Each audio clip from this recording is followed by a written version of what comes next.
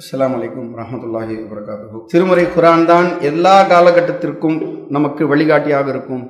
அதை தவிர்த்து என்னதான் நடுவில் நீங்கள் வடிவமைச்சு சமுதாயத்தில் இது செட் ஆகலை, எனக்கு இது ஒத்து வரலை அப்படின்னு சொன்னாலும் திரும்பி பலமாக நம்மையே அடிக்கும் என்பதற்கு நிறைய நிகழ்வுகளை அல்லாஹ் தஆலா தொடர்ச்சியாக சொல்லி காட்டி கொண்டே இருப்பான். அதில் வட்டி நிரந்தர நரகம் பாய் வாங்காதீங்க, இல்லை முடியாது, ப்ராக்டிக்கலாக எப்படி பாய் செட் ஆகணும்லாம் சொல்லுவாங்க.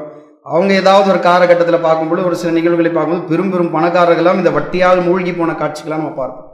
அதே போல் இன்னொரு விஷயத்தை பார்த்தா மது. எந்த ஒரு விஷயத்தை அதிகமாக சாப்பிட்டால் உங்களுக்கு போதை தருமோ அது சிறுசா சாப்பிட்டா கூட ஹராம் என்று சொல்லப்பட்ட ஒரு மார்க்கத்தில் மது, புகை எல்லாமே தடை செய்யப்பட்ட ஒரு மார்க்கமாக இஸ்லாமிய மார்க்கம் இருந்து கொண்டிருக்கிறது. இல்லை பை செட் ஆகாது, மனுஷங்களாம் குடிக்காம எல்லாம் இப்படி வேலை செய்ய முடியும் என்ற அளவுக்கெல்லாம் லாஜிக்கலாக பேசுகிறோம் என்ற அடிப்படையில் நம்ம மக்களே பேசுகிறத பார்க்கிறோம். அரசாங்கம் ஒரு புதிய வழியை நடைமுறைப்படுத்துது. மக்கள் எல்லாம் கள்ளச்சாராயத்தில் சாவுறாங்க. அதனால நாங்கள் என்ன பண்ணுறோம்னு கேட்டால் டாஸ்மாக் ஓப்பன் பண்ணுறோம்.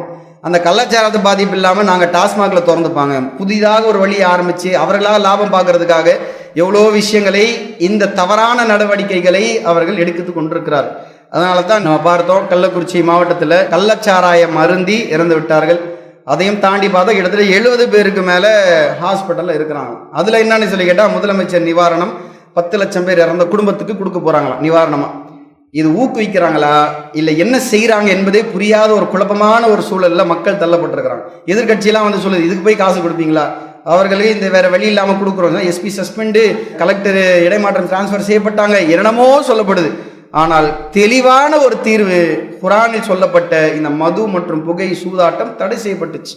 அது இருக்கவே கூடாது. இல்லை என்றால் இல்லை தான், முடிஞ்சிருச்சு. நடுவில் ஒரு வழியை உருவாக்குவது எப்பவுமே நமக்கு எதிராகத்தான் வந்து நிற்கும் என்பது இது போதுமான சான்றாக இருந்து கொண்டிருக்கு. முதலில் நமக்கு கிடைக்கக்கூடிய ஒரு பாடம், இஸ்லாம் ஒன்று தடை செய்யப்பட்டிருந்தால், குர்ஆன் தடை செய்யப்பட்டிருக்கிறது என்று சொன்னால் அதை நடைமுறைப்படுத்துவதற்கு ஆயத்தமாகும்.